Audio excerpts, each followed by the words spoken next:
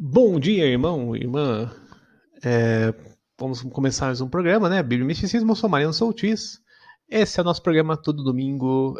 Às vezes, excepcionalmente, a gente não tem o programa, mas geralmente a gente conversa sobre a Bíblia, sobre livros de história bíblica, sobre misticismo, sobre situações relacionadas à Bíblia. Hoje vamos começar umas duas ou três situações. Uma delas é os filhos de Abraão, né?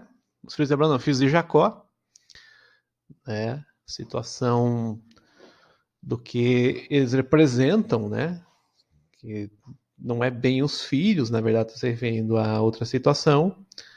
Vamos se referir a situação de Moisés, né? Uma situação do Êxodo, que eu acabei pegando no material paralelo aí, né?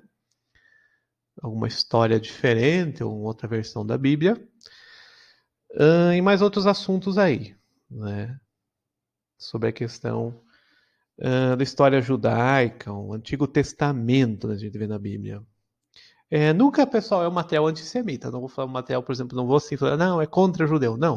A gente faz uma crítica, né, aos textos, aos estudos, né? A gente não faz também uma defesa também religiosa nesse sentido, apesar que eu sempre falo que a Bíblia é um livro de fé, um livro de sabedoria, né? Então não deve ser visto como um livro de história, né? Primeira coisa, assim, né? Porque até as discrepâncias, alguma coisa histórica tem, né? Isso que alguns livros aqui de história que eu tô lendo acabam mostrando. E os sacerdotes, os escribas, eles, nos textos bíblicos, eles aproveitaram para fazer uma defesa, claro, do seu povo, às vezes misturando lendas, às vezes misturando situações de tempos, por exemplo, adaptados, né, que nem a gente vê os patriarcas, a idade da vida deles e tudo mais, que não acaba batendo muito, né, com a situação real. Porém, não dá para dizer que seja mentira, não, né? Ali tem uma sabedoria, tem uma história por trás, tem uma situação que aconteceu mesmo, né? E alguns documentos ali egípcios, Canaã, documentos estelas, documentos cuneiformes, né, arqueológicos, acabam provando uma coisinha ou outra, né? Principalmente Josué tem muita coisa assim a referência a ele, né? Outros personagens bíblicos e tudo mais. Apesar que tem menos do que mais, né? A gente vê a Bíblia como principal ainda material nosso. Mas voltando ao tema, então, 12 filhos de Jacó, né? Ou os filhos de Jacó, eles se referem a regiões, né? As tribos, vamos dizer assim. A regiões geográficas, a povos, a terras mesmo, né? E muitas vezes nem são nome de pessoas, né? Então, alguns autores aqui, que nem o que eu estou lendo de história judaica, eles não são nem pessoas, são locais, né? São terras, são povos, tribos, né?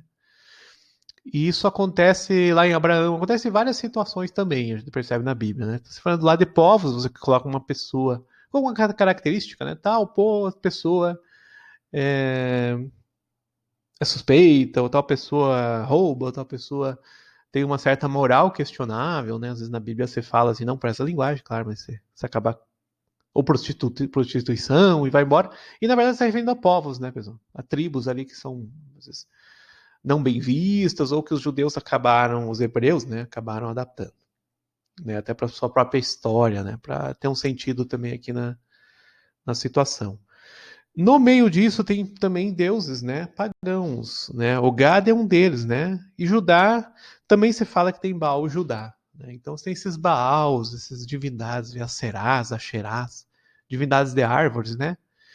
De colheita, que tinha suas Páscoas também, sabe? Tinha essa questão, por exemplo, de você trocar, né, uma parte da colheita, a primícia, né, as primeiras sementes, primeiros frutos, né? Você doar para a divindade. Né? Então, isso depois a gente vê na nossa religião também as primícias, né? Ou o tal do dízimo é colocado muitas vezes para o sacerdócio, para a religião, né? 10 mandamentos, também a gente tem a questão do código de Hammurabi, eu já falei várias vezes essa influência, né? Ou antes, ou depois, mas o código de Hammurabi é muito mais antigo. É, Porém, claro, os mandamentos talvez numa tradição oral, traziam antes já alguma coisa no Hammurabi, né? Da Babilônia, só que numa forma também não tão escrita, né? Não tão codificada. Depois a gente vê em Levítico, Deuteronômio muito a questão das leis mesmo, né? Judaicas, a nossa chamada Torá, né? Que o pessoal chama de lei, mas né? Várias situações que tem.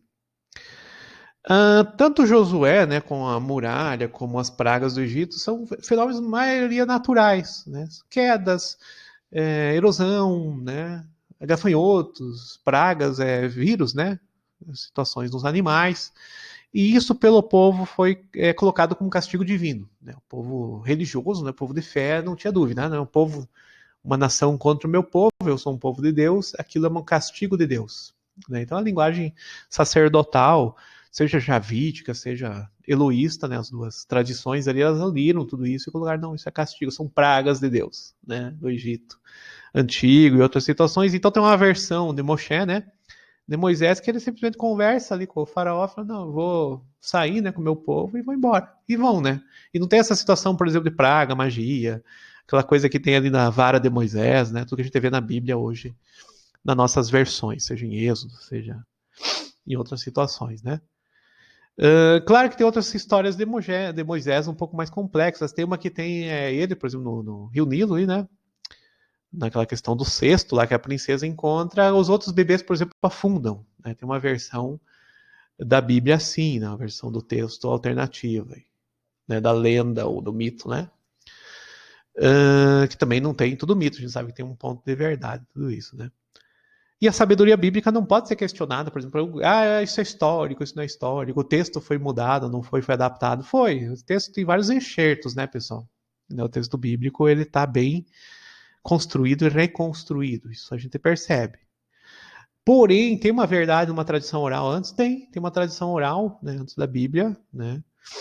Seja judaica, ou seja cristã mais ainda, né? A gente teve a Bíblia cristã desenvolvida bem depois, o Novo Testamento, né? E aquilo não muda nada. E tem outros textos também cristãos que não são levados em conta, por exemplo, Enoque, né? O livro de Melquisedeque, o livro de Tomé, que são muito bons e muito importantes à leitura. Ah, mas aquilo é inspirado, não é? Vai da tua fé. Eu acho que são inspirados também. Mas tem pessoas que acham que porque não está na Bíblia, não seria inspirado. Né? Então aí é questão de fé mesmo.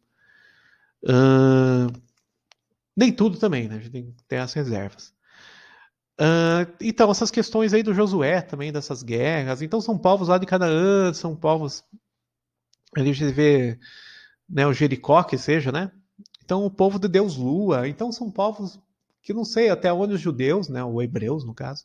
A situação de hebreu. O hebreu não era nem povo, o hebreu é uma condição, né? Era uma espécie de pessoa que não estava coberta por leis, né? Principalmente lá no Egito e outros povos antigos. Então, era designado como hebreu, né? Depois que vem, sim, Judá, vem judeu, Judéia, né? Termos que acabam culminando em judeus. Né? Israel também, né? E Jerusalém, né? A gente sabe ali que também tem a Israel que a gente vê aqui, né? De Jerusalém bíblica, e tem depois da Segunda Guerra Mundial a Israel hoje que a gente tem. Né? Situações um pouco diferentes também, né? Então, muita coisa, pessoal, é da Bíblia, ou do misticismo da Bíblia. Eu faço uma leitura mística, então para mim não interessa assim, essa versão, por exemplo, se eu acho que a Bíblia é perfeita, como é que é? Infalível, né? Para mim não importa muito isso. Talvez para algum outro crente, por exemplo, dizer, não, a Bíblia é infalível, eu interpreto literalmente a Bíblia. Para mim, isso aí, para mim, é o trabalho ou é a visão dessas pessoas. Mas mesmo a própria Bíblia não tem interpretação literais, né? Ela mesmo faz metáforas, parábolas, mitos, né? A própria Gênesis, por exemplo, né? A gente vê a criação como um mito cosmogônico, né? Cosmológico. Né? Então ele representa a transcendência, o universo, claro, num modo não científico, ele é num modo diferente, né? Mas nem por isso não verdadeiro também. Né? Por isso que a religião é tão importante, né, pessoal? Né? A religião, a fé. Por isso que a gente tem que respeitar. Ah, não, mas tal cientista também tinha fé. Tinha. Né? Você pega Newton, era um homem de fé. Darwin, Galileu, tudo eles tinham a sua fé. Né? Não era uma questão contra Deus. Hoje a ciência, por exemplo, parece que vai contra Deus, né? E não era desse sentido. Né? Então, quando a gente lê um livro de história judaica, ou história bíblica, no caso eu e minhas pesquisas, vem algumas dúvidas sobre a Bíblia, mas não sobre o divino, né? Por mais que sejam textos enxertados, tem contradições, né? A Bíblia tem uma série de problemas textuais, né? Ou mais que textuais ainda. Mas isso não fere em nada a fé, né? A pessoa de fé não vai questionar, por exemplo, se existem anjos, por exemplo. Eu acredito em anjos, né? Não vai questionar, por exemplo, se existe um poder divino. A gente chama esse Deus Pai, Jeová, né? Tanto faz. A situação aí vai de fé, né? Então, mas é isso, é aquilo. Né? Eu até tenho uma Bíblia aqui que é... A Peshitta tem a tradução dos nomes. Todos os nomes divinos está sempre nome, né? Elohim, Adonai, Shaddai, né? Os nomes que são para Deus, né? E nossas Bíblias está tudo Senhor, ou está tudo Deus, né? Geralmente as traduções. E isso acaba perdendo muita coisa, né? Mas quando a gente vê esses filhos aí do Jacó, a gente vê não são povos, têm cultos diferentes, às vezes são divindades diferentes, né? O Gade, por exemplo, seria uma divindade que tinha até nas casas ali no começo do cristianismo, do judaísmo, judaico-cristão, né? Os Baals, né, ainda continuavam de alguma forma. Então é uma coisa complicada a gente ver o que eram esses povos. Será que eles eram tão assim monoteístas ou tão puros, né? Acho que não. Né? Tinha muita confusão. O livro de Reis e Crônicas acaba mostrando essa confusão, seja judaico ou judaico-cristã na fé, né? De cristã também não tem muito o que falar, que tem ídolos no começo, tem as imagens, tem situações que são ícones e vão continuando e não para questionar, por exemplo, os ícones porque são de fé, né? Não é uma idolatria, né? Que nem se possa falar, mas às vezes é lido como tal, né? Então, mas são temas, pessoal. A Bíblia, eu sempre falo, nos meus livros, né? Bíblia e Misticismo, Bíblia e Cabala, Bíblia e Tradição Oral, Bíblia e Mistérios e outros, que não interessa muito essa leitura literal da Bíblia para mim, né? Ou para alguém que busque essa parte mais mística, ele vai procurar o contato com Deus, a união com o divino, uma manifestação divina, uma iluminação, e pronto. Uma iluminação vem no meu intelectual, por exemplo, na minha literatura, no meu estudo. É uma iluminação também, né? Cristã, judaico-cristã. Né? Cabalística, mas é gnóstica, uma gnose, por exemplo, uma experiência, né? Ou mais que essa experiência, né? Muito mais. Não só psicológica, pessoal. A experiência de fé é muito mais que psicológica. Né? Ela está além de qualquer ciência, né? Que hoje em dia parece que usa psicológico, o poder da mente, pensamento positivo como se fosse a fé aqui em nosso Senhor Jesus, no Deus, né? Criador. Não, é muito menor, né? Deus Criador é maior que isso. Né? Ele nos criou a mente, nos criou o poder, nos criou a vida. E não mantém a vida também. Né? Tá bom, pessoal? Esteja com Deus, né? Yahoo, abençoados, curados, transformados, né, por nosso Senhor Jesus e Yeshua, e inspirados e iluminados pelo Espírito Santo, né? Ruach HaKadosh. Até o próximo programa aí, Bíblia e Misticismo.